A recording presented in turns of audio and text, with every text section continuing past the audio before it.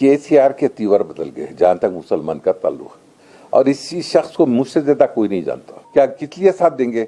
Colleges बंद करने की वजह से साथ देंगे? आलेर के मुसलमानों को आलेर में कत्ल करने के वजह से साथ देंगे? मस्जिदां गिराने की शहादत करने की वजह से साथ देंगे? उस्मानिया हॉस्पिटल और पुराने जो इमारतें हैं हैदराबाद के उसको खत्म करने के इसका जो ख्यालात है और इसके जो इकदाम है, क्या हम उनका साथ देंगे? ये बात बिल्कुल साफ है। ये लोग सारे सोचना चाहिए, हमारी कौम को सोचना चाहिए, नींद में से उठ जाना चाहिए। ये कब तक आखिर? तो ये इनकी इसकी जो जहनियत है ना, वो जहनियत बिल्कुल साफ है कि मुसलमान नहीं होना, मुसलमानों की बनाई हुई इमारतें नहीं होना, मुसलमानों का जो है ना इस तेलंगाना से उनके कदम के निशान को तक मिटा दिया जाए। तो इसका साथ हम कैसे देंगे? सबसे पहला काम इस शख्स ने क्या किया मुसलमानों के साथ, जैसी हुकूमत बनी और ये चीफ मिनिस्टर बना, आलेर में 5 बेगुनाह मुसलमानों का कत्ल किया गया।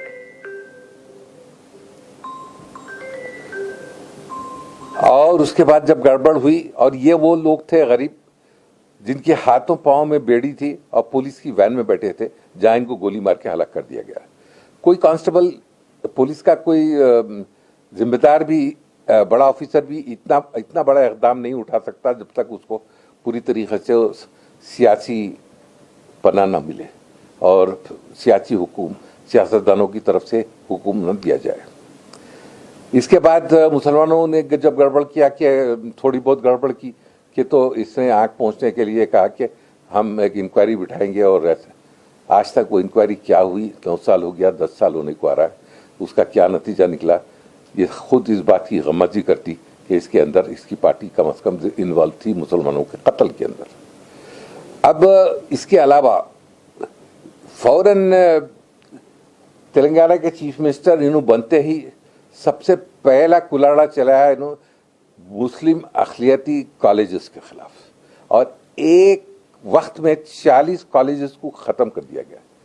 और मैं इतना गरीब रहने के बावजूद मेरे कॉलेजेस के ऊपर भी, जिससे मेरा वास्ता है, उन कॉलेजेस को भी किया। तो मैं टेलीफोन से बात किया तो इसने बोला नहीं आप मुझको नाम दे दो, फलां दे दो, सब दे दिया। लेकिन इसने क्या किया कि यहाँ पर मेरे से तो नाम वाम लिया, लेकिन वहाँ वाइस चांसलर को बोला कि पूरे इदारों ख़त्म कर दो।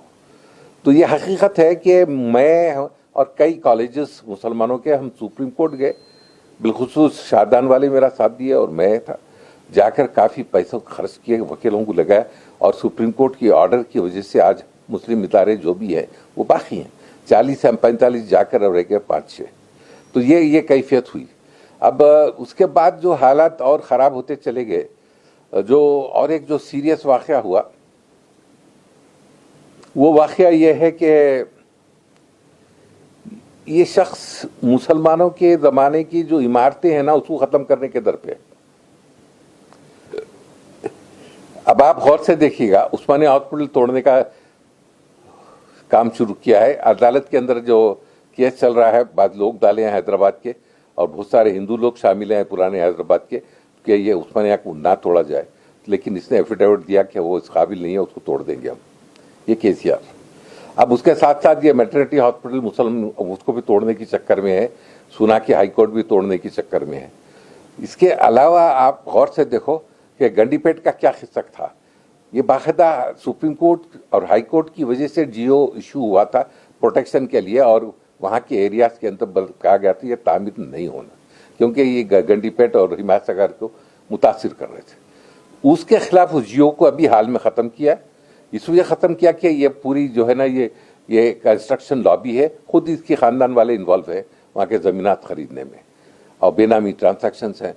तो वो उस चीज़ को ख़त्म करने की खातर अब गंडीपेट को ख़त्म करने की कार्रवाई चालू हो गई है।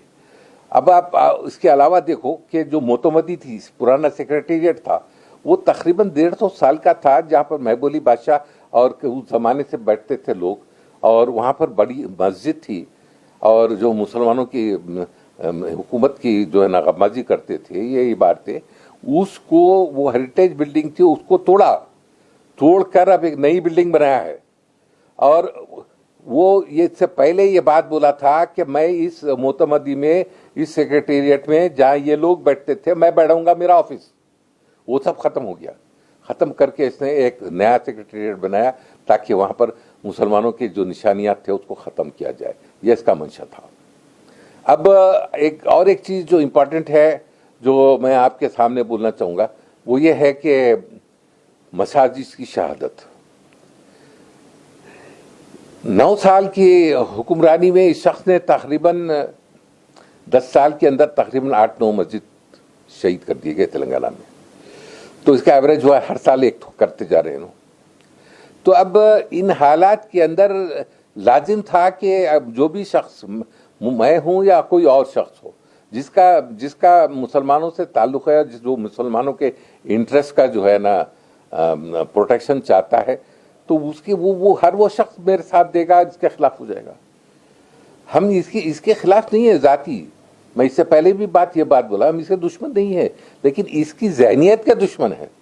आप गौर से देखो कि इनका वादा था कि पॉलिटिकल रिप्रेजेंटेशन दूंगा, एमएलसी बनाऊंगा, एमपी बनाऊंगा। वो तो छोड़ दो, आप एक दिए बोधन का शकील को जो सुना गया कि इनका पुराना साथी था, जब इन्हों कुछ नहीं थे तो तब जो है ना उन्हें इनका साथी था, तो उसको आपने बनाया, ठीक है, बनाया, अच्छा किया, हम वेलकम करते हो, मुसलमान भाई हमारा बन गया। लेकिन उसके बाद आपकी वादे कहाँ चले गए?